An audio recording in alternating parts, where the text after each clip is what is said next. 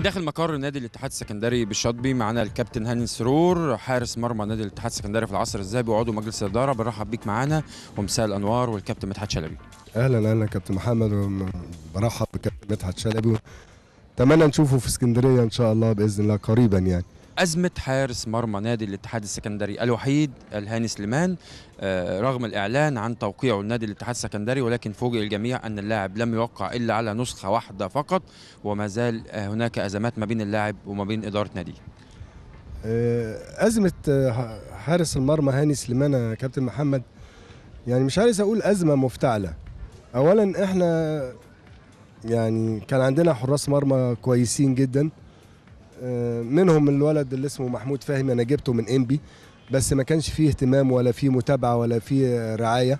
بعد ما كان ليه عقد السنه اللي فاتت في نادي الاتحاد، العقد بتاعه اتلغى وقام رايح على انبي، قعد هناك شهر. فانا عرفت من مدرب في نادي الاتحاد احمد عباس، قال لي ده قاعد في انبي يا كابتن وخلاص وهيوقع. فالمهم اتصلت الولد انا مربيه طول عمره في نادي الاتحاد، فجبته. انت تيجي وتقابلني في نادي الاتحاد. جالي وقابلته وقعدت معاه واتفقنا، وكلمت اسامه عبد الكريم اللي هو مدرب حراس المرمى، قلت له اسامه ده حارس مرمى كان عندنا واتساب. فالمهم الولد راح الكابتن اسامه اعجب بيه جدا، والولد ما شاء الله جسمه رائع وفنياته، عنده برضه جزء من الخبرات في الماتشات اللي لعبها القليله في نادي الاتحاد. اتبسط بيه قوي اسامه وقال لي ده ان شاء الله باذن الله يبقى من حراس مرمى مصر ان شاء الله. بالنسبه لموضوع هاني سليمان، انا شايف ان هاني سليمان، يعني معلش بتكلم بمنتهى الامانه والصراحه، انا مربي هاني سليمان، بس هاني سليمان ولاؤه وانتمائه مش لنادي الاتحاد، للفلوس. انا بتكلم بمنتهى الامانه. هاني سليمان واحنا قاعدين القعده اللي فاتت مع الدكتور عفت واللعيبه كانت هتاخد تلت ال 25%، ابتدى هو اول واحد يقف ويقول ان اللعيبه كلها مش موافقه على الكلام ده، وحصل حاله من التذمر بينه واللعيبه، واللعيبه كلها انصرفت من القعده وصممت انها مش هتاخد التلت في المية. النادي الاتحاد النادي الوحيد اللي في الدوري المصري عنده مدير فني اجنبي، واخيرا نادي الزمالك. تفسر ده بايه؟ يعني انا مع احترامي لمكيده وحبي ليه طبعا، والحمد لله العلاقه بيني وبينه، بس انا كان رايي ان مكيده السنه دي ما كانش وقته، لان مكيده يعني 180 الف جنيه في الشهر، 180 الف، 192 الف يعني كمان، يعني قول 200 الف جنيه غير الجهاز اللي معاه. هل نادي الاتحاد يتحمل هذه النفقات؟ هل نادي الاتحاد يستطيع انه يدفع 1,200,000 الف جنيه للعيبه اللي رفعت قضيه ولجنه شؤون لاعبين حكمت لهم؟ هل نادي الاتحاد يقدر يدفع ال 500 الف جنيه بتوع الحضري؟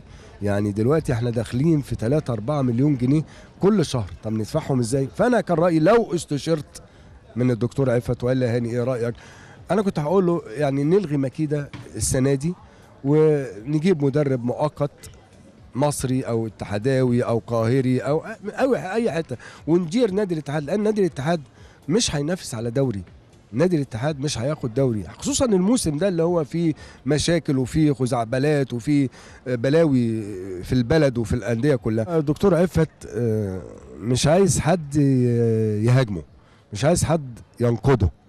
انا من معاشرتي ليه الفتره البسيطه اللي فاتت دي، الدكتور عفت بيتاثر باي نقد، عايز يبقى هو رأيه اللي هو ماشي ومفعل.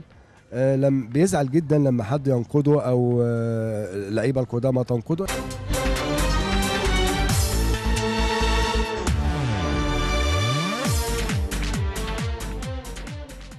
ما زالت أزمة لاعبي الاتحاد السكندري الراحلين عن النادي تفرض نفسها داخل الوسط الرياضي. بالنسبة ما فيش مشكلة، كان في قانون 3 لسنة 87 ده خاص بإنشاء نقابة المهن الرياضية.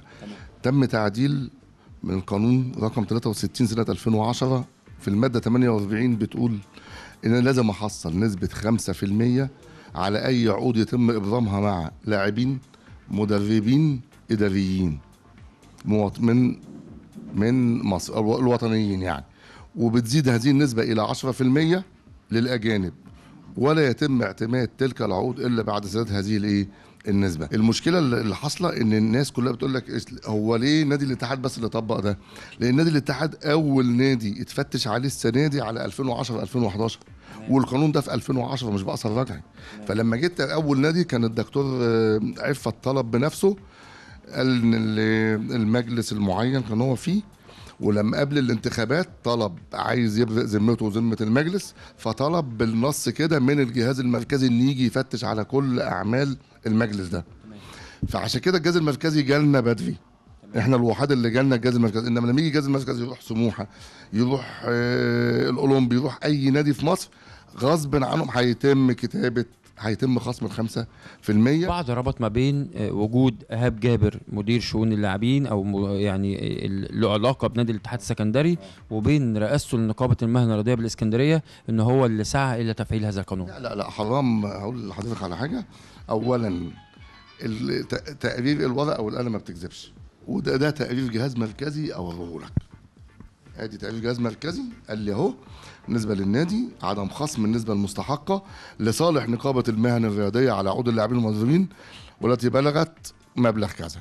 تقضي احكام الماده 48 وتلك من القانون 63 سنه 2010، والمعدل لبعض احكام القانون رقم 87 والخاص بانشاء تنظيم نقابه المهن الرياضيه بان يتم تحصيل نسبه 5% على اي عقود يتم اجرامها مع اللاعبين والمدربين والاداريين الوطنيين، وتزداد هذه النسبة إلى 10% للأجانب، ولا يتم اعتماد هذه إلا بعد سداد هذه النسبة. أنا جالي مخالفة بتعتبر مخالفة مالية، أنا بتلافاها إزاي؟ أخصم من لعيب بيطالبني بحقوق، المفروض أنا كمان آخد حقي وحق النقابة، أو أنا أأمن نفسي وأأمن النادي من المبالغ اللي عليا. انما الكابتن ايهاب جابر ليس له اي علاقه بالموضوع ده. الحمد لله مفيش ازمه ماليه، الحمد لله رب العالمين مفيش ازمه ماليه، بدليل اللعيبه واخده شيكات وبتصرفها في وقتها، بدليل في حد قال انا ما صرفتش الشيك، انا ما عملتش جات حاجه من البنك.